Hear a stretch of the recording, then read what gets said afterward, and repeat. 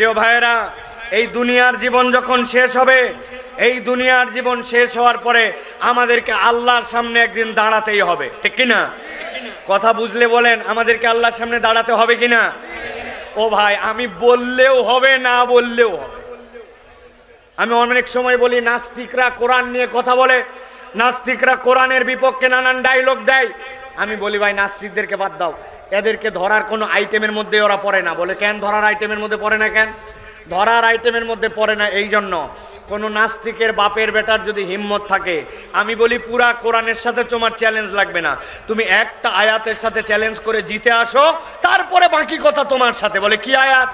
আল্লাহ কোরআনে বলছেন, কুল্লু নাফসিন যায়িকাতুল মাউত, এই দুনিয়াতে আত্মা আছে যার, মরণ আছে তার। বেটা, তোর কোরআন অস্বীকার করা লাগবে না, কোরআনের একটা আয়াত অস্বীকার করে 200 বছর বাইচে দেখা। তুই এক আয়াত অস্বীকার করতে পারিস না, তোর সাথে আমার আলাপ কিসের?